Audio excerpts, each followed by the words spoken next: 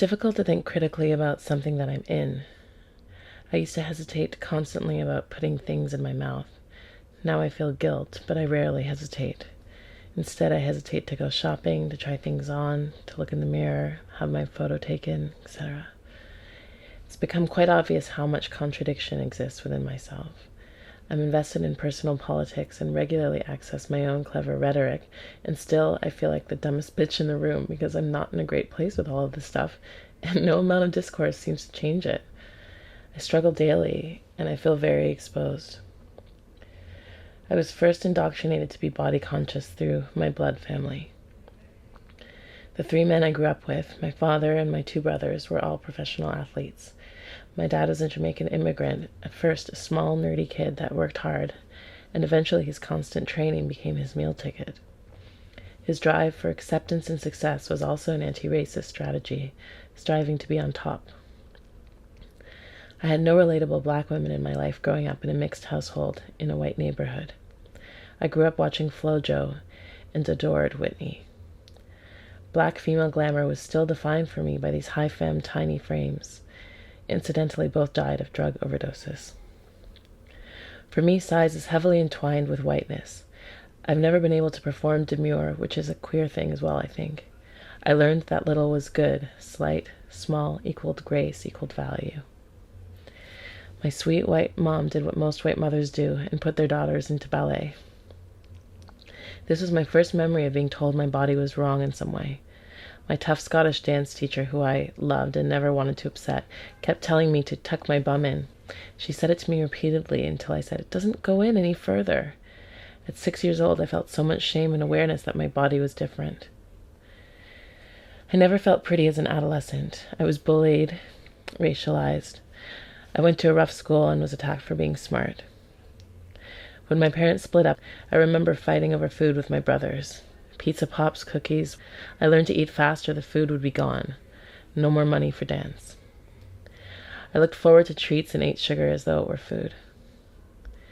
My Jamaican grandfather died of diabetes at a young age, early 60s. He ate a cherry pie a day.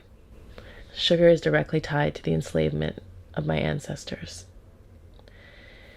In high school, I was surrounded by eating disorders, including my own. I hated food and hated that I needed to eat it, but because I was a sugar addict, I couldn't keep myself thin. Fast forward to 21, and it started to work. I was unsupervised, high metabolism, bad girl. Queerness gave me a louder hotness that fit. I was embraced for it, an edgy punk rock androgyny. I didn't have to eat if I didn't want to. No one was watching me. My roommate Annie used to tease me that I would only eat a baked potato, maniacally poked with 1,000 fork holes, and drink tea. My clothes became loose. I shopped in the boys' section for t-shirts, the kids' section. I felt so proud of myself that it was working. I slept a lot and didn't care. I oscillated between miserable and fierce. I found dance again as a young queer.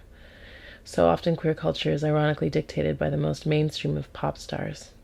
Reclamation. Beyoncé is the biggest icon now, a supposed queen of curves. But we went from stick to hourglass, just variations on a theme. I try to tell myself that it's okay to be bigger, that I'm not big, that I'm insane for thinking that I am. Last year was the year of the ass. Trying to tell myself that if my ass is big, it's the same ass that made me different, and it's now in. That I could console myself with the latest commodification of women's bodies by capitalism, ass plants, etc. My dad told my brother in the 90s, following the explosion of hip-hop and mainstream music, that he never thought it would be cool to be black. Growing up in the white suburbs of Ottawa, no one could ever tell me that it would be hot to have a black girl's bum. I can't move now. My back is seized up from losing my lower abdomen muscles. They tore in the last stages of pregnancy, and then I had an emergency C-section. Had to push myself out of bed for weeks, and then it became a habit. I tried to do a sit-up, I used to do 100, and discovered 3 years after giving birth that I couldn't do a single one. I am now totally disconnected from my body. I have chronic pain. I don't love myself this way. And yes, it's absolute bullshit. It's completely nuts. All I can think about it now is how I'm 30 pounds heavier than what I used to be, but rather than do something, I'm just mad about it. There isn't a ton I can do. It hurts to walk sometimes, hurts to sit, hurts to stand. But I have to move to get better, to strengthen my body. I've been dealing with real demons of ugliness. I made a new dance piece for the first time in 5 years.